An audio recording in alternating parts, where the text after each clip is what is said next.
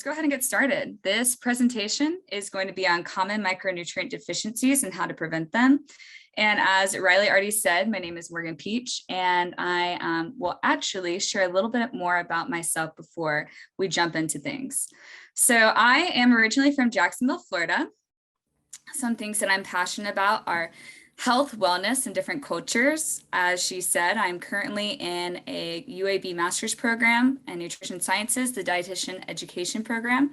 But before this, I actually was in a slightly different field, a lot more humanities-like. I got my undergrad at UAB in foreign languages, and yeah, that kind of ties into my fun fact. I took a year off to learn medical terminology in Spanish, and I actually got good enough to work as an interpreter at Children's of Alabama. So definitely excited to see kind of where those two passions lead me in the future. All right, so by the end of this presentation, my goals are that you all will know what vitamins and minerals are, that you will know the roles that iron, vitamin D, calcium, and vitamin B12 play in the body. I also hope that you'll understand what factors can affect absorption and that you will know the effects of certain micronutrient deficiencies, as well as what foods and other sources can help prevent these deficiencies. And finally, perhaps most importantly, that you all will know when and how to supplement. Okay, so let's go ahead and get started with vitamins and minerals. First off, talking about vitamins, here's a quick little definition for you. Vitamins are organic compounds made by plants and animals that are essential for growth and development. So before we get into what they're necessary for, I just want to highlight two words. The first one is going to be organic, and the second one is essential. So talking about organic, I just want to throw us back to high school chemistry class, the periodic table of elements.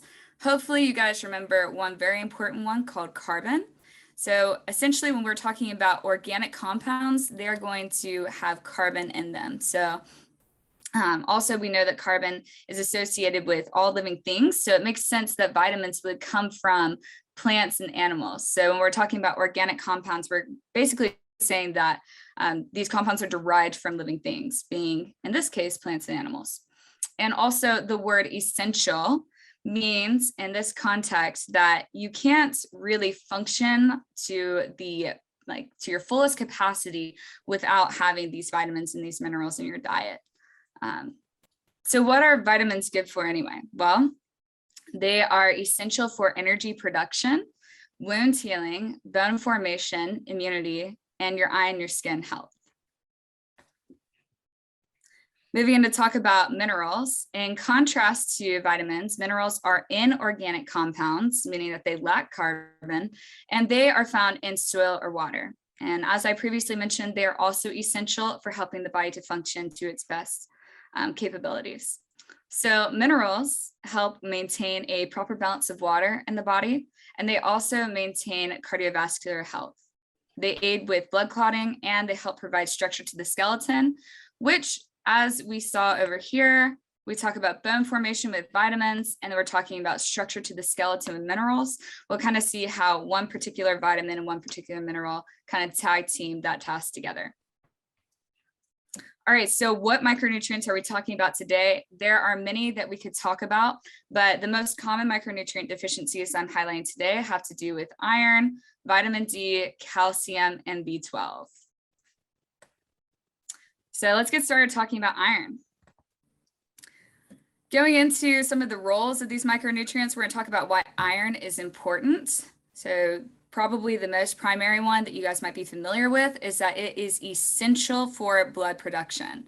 So what your body does whenever it gets iron in it is it uses it to help make different proteins, those proteins being hemoglobin and myoglobin. And what these do is they help carry oxygen from your lungs to the rest of your body. So hemoglobin does that from your lungs to the rest of your body, whereas myoglobin specifically takes it from your lungs to your muscles. Now, iron is also necessary to make some hormones. And this is when we start to get a little bit interactive. Can you guys please tell me what disease state is associated with low iron levels? I'll give you a hint. A lot of times people that have this condition might start chewing on some ice chips. All right, we got some stuff in the chat. Anemia, there it is. Yes, beautiful. So iron deficiency anemia. You guys are absolutely correct. That's what happens when we don't have enough iron in our body. And when you do have these low levels, you might experience the following signs and symptoms. First being fatigue, as well as weakness, difficulty maintaining body temperature, pale skin, dizziness, headache, and spoon fingernails. I can tell you guys that I actually myself experienced severe iron deficiency a few years ago. I cut out meat entirely from my diet for 6.5 months. And in that wasn't really taking any multivitamins or any other supplementations. And I got severely low. My ferritin levels, I believe, were like a 3. Normal ranges are 12 and beyond. So yeah, I was pretty deficient. But I did experience all of these except for the spoon fingernails. That's something that I did not experience. But here is a little picture in the corner for your reference. All right, so let's talk about who is most susceptible to getting iron deficiency. Your populations that are at risk are premenopausal women, as well as pregnant women, infants, especially if they are premature or have low birth weight, frequent blood donors, and then people with cancer, GI disorders, or heart failure. And I just want to highlight with a few of these being premenopausal women, frequent blood donors, people with cancer. A lot of these are just associated with blood loss. So as I already mentioned, iron is essential for blood production. And if you are losing a lot of blood, sometimes your body doesn't have the chance to, recreate and reproduce that blood in a timely enough manner. So then you can end up getting that iron deficiency anemia, which again can be perhaps important to talk to your doctor about a supplement, which we'll talk about in a minute. But I also want to highlight pregnant women on this because when you're pregnant, or someone you know is pregnant, it takes a lot of those micronutrients to help the baby to form and to have all the things that they need in like adequate stores. And so if you're already kind of in this premenopausal women group and you're losing blood on a monthly basis and you're not getting enough iron, then if you get pregnant and your stores are already kind of low and your baby needs that, then you can be more susceptible for experiencing anemia during pregnancy. Okay, so let's talk about iron absorption and bioavailability. So before we even jump in, what is bioavailability? It's just kind of like a fancy word for how well your body's able to absorb something. So on this slide, you can see heme and non-heme. So there's 2 different types of iron in different foods that we eat. Heme iron is usually found in things like lean meat, beef liver, and seafood, whereas non-heme is found in nuts, beans, dark green leafy vegetables, some other vegetables, and fortified cereals. Now, the one that your body absorbs better is usually going to be this heme. Actually, it's always that heme iron, unfortunately, for some of our people who maybe like me are not eating meat currently, or it's part of your lifestyle. However, there are some things that you can do to kind of increase your absorption and your bioavailability. And again, this is where we're going to get a little interactive. Can anybody tell me? So we've got this question over here. What about vitamin C and calcium? Can you guys just throw in the chat which one you think will increase your bioavailability, your ability to absorb this iron whenever you're taking it, whenever you're eating it? Do you think it's vitamin C or do you think it's calcium? Someone says calcium, somebody says vitamin C. Okay, we're going to kind of mix reviews. Nice. So it's actually interesting. I'm seeing a lot more for calcium, but it's actually vitamin C that increases your ability to absorb. So when I had that severe iron deficiency, my doctor, and that's how I found out, right, is I went to my doctor to get my labs drawn, and my doctor said, hold up, you've got some pretty severe iron deficiency. I'm going to go ahead and get you on an iron supplement because it was so low, and also a vitamin C tablet. So that vitamin C helps me whenever I was taking that iron to be able to absorb it better. And in contrast, calcium actually decreases your ability to absorb it. And so, they were kind of recommending maybe I don't necessarily eat a bunch of yogurt within an hour or two of taking my iron supplement, which if you all talk to your doctor and that's the move for you, if you experience that. Also, typically on the bottle, it will say, don't take this supplement within an hour of eating or even within like 2-ish hours after eating. And it's just different for each one. But yeah, that was my experience. So, all right, moving on. So let's talk about, now that we know kind of what can cause it, who's susceptible, what foods we can use. Let's talk about prevention. So throughout this, I'm going to continually tell you guys that we start with food first, and then we supplement if our levels are still not where we need to be. As I mentioned, I went to the doctor to find out what my levels were. I definitely do not recommend self-diagnosing. I think that can be dangerous. We definitely don't want to be taking extra supplements that we don't even need. There can be some risks associated with vitamin toxicity, which just means that you get more than what you need. So definitely go to your physician first, get those annual blood draws. They'll be able to tell you what's going on. And if it's something that you can manage with food, then definitely start with food first and then add a supplement after, or go with your physician's recommendations. Something else that's kind of fun. I know we're in Alabama. As I mentioned, I'm from Florida, but a lot of my family is from Alabama. And when I was experiencing that, my mom was like, you know what, get your great grandmother's cast iron skillet and just start cooking stuff in it. So that's a cute little fun way that you can add some iron into your diet as well. All right, moving on to vitamin D. So vitamin D role in the body, as I mentioned before, has to do with bone formation. It helps build and maintain healthy bones, and it's also crucial for promoting calcium absorption. So we'll talk about calcium in a minute, but those two kind of tag team together to help maintain healthy bones. In addition to that, it helps with muscle function and supports the immune system, and can also increase serotonin production, which is associated with, like happiness and all that, right? We like serotonin. All right, so vitamin D deficiency. What are some of the side effects if you experience this deficiency? Well, the most common long-term side effects are going to be that you have decreased bone health and decreased calcium absorption.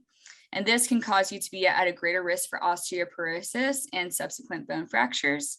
So osteoporosis is kind of a big word, and maybe some of you guys might not know what it is, but essentially it is this condition to where, all right, well, backing up for a second, our bones are constantly replacing old bone tissue with new bone tissue. And so osteoporosis, more or less, is this condition to where your body can't keep up with that process.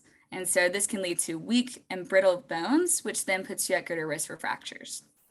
Some other effects of vitamin D deficiency is that you can have impaired immune function. Yes. I love that I just saw what Sarah said in the chat. We're going to talk about that in a second. But let's talk about populations that are at risk. So breastfed infants, older adults, and also people who primarily work inside have darker skin or conditions that limit their fat absorption, because vitamin D is a fat soluble vitamin. That means that you have to eat some fat in order to be able to absorb it. And also populations that are obese or have had gastric bypass surgery. Now, I do want to mention after this question, which it's maybe already in the chat, and we'll see if you guys see it, but what is the #1 source of vitamin D? Can you guys just throw it in there? Sunlight, yes, beautiful. Come on, I love that you guys know this. So the #1 source, you guys are correct, is sunlight. Now, we just said in the previous slide, and I'll go back to it, that some of the populations at risk are people who primarily work inside and also might have darker skin. So I want to just mention briefly that before the Industrial Revolution, we really didn't have an issue with vitamin D deficiency.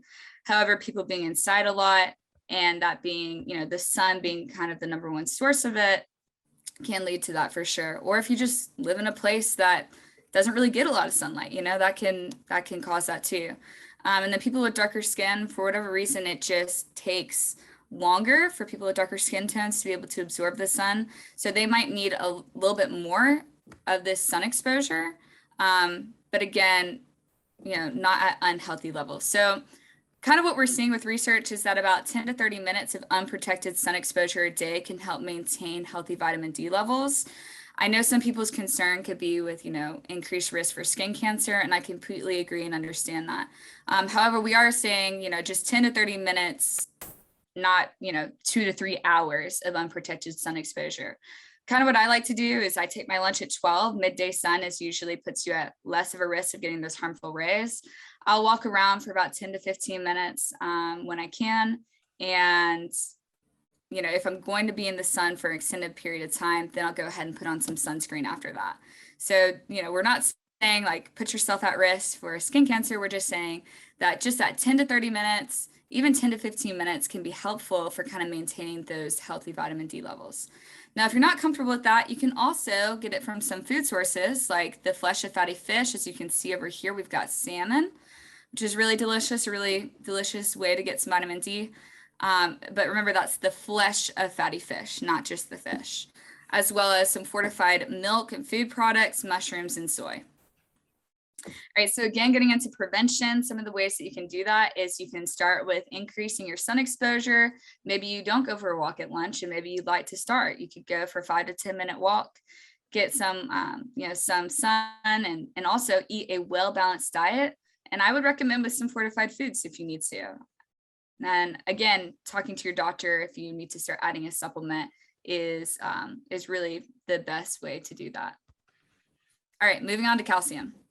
So calcium, vitamin D tag team, they help provide structure to the body, and also calcium maintains strong bones. I think we all kind of know this. We've grown up hearing about how good milk is and all of that.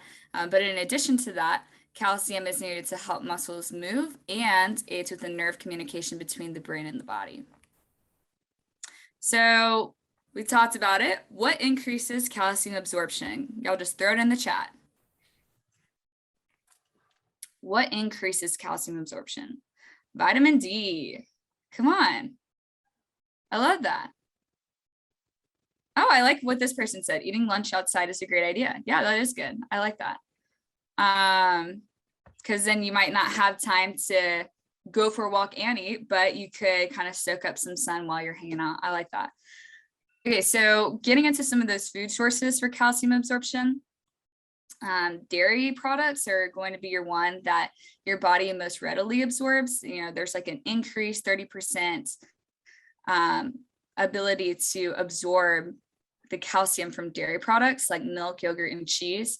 However, you can also look into some fortified foods and milk alternatives to get some of that calcium, as well as canned sardines and salmon with bones, because remember, calcium helps maintain bones. And actually, I believe the stats are like 99% of calcium is stored in our bones and our teeth. So really high percentage of calcium is in bones. So that makes sense that it would say with bones, as well as some vegetables like kale, broccoli, and Chinese cabbage. What if I'm a vegan? I love that. So yeah, if you're vegan, again, those fortified foods and those milk alternatives are a really good way to kind of get some of that. I'll get into deficiencies and we'll talk about prevention in a second, and I'll come back to that question.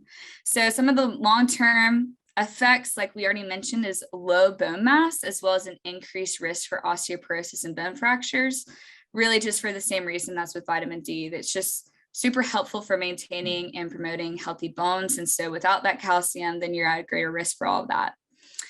Severe cases, you could also experience numbness and tingling in fingers, convulsions, and abnormal heart rhythms that can lead to death if not corrected. I just want to highlight the word severe cases. Usually with any time that you'll see severe cases with any micronutrient deficiency, it's because somebody already has an underlying disease that's putting them at greater risk. So I don't want you to think like, oh my gosh, I'm not getting, I'm vegan, I'm not getting enough calcium, whatever, I'm going to end up with this. No. Like that's definitely not necessarily true. And I would say probably isn't true, because it's usually associated with those other underlying conditions and diseases. All right, so your populations at risk are postmenopausal women, women of childbearing age with amenorrhea, which just means that they're not currently experiencing a cycle.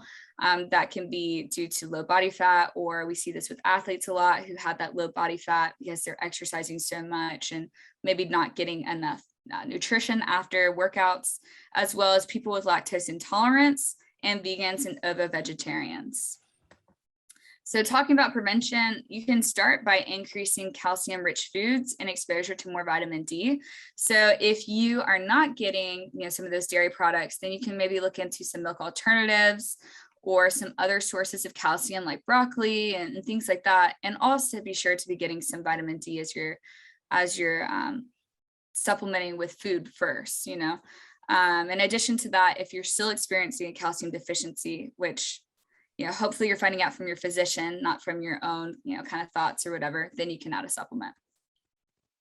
All right, last but not least, vitamin B12. So the role that vitamin B12 has in the body is that it helps keep your body's blood and nerve cells healthy. It also helps make DNA and prevents megaloblastic anemia. So with vitamin B12 absorption and bioavailability, you'll notice that the common food sources are all animal products. So vitamin B12 really primarily comes from fish, meat, poultry, eggs, dairy products, and fortified foods. Yes, I'm sure that you can get vitamin B12 from some fortified foods.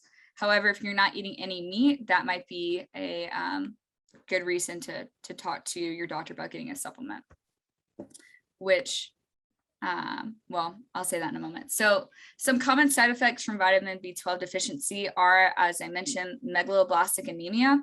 And basically what this is that you just have your red blood cells, but they're like large and abnormally nucleated. So they're not like as they should be. They're not like the cute little discs going on in your body, but they have these large abnormally nucleated red blood cells instead.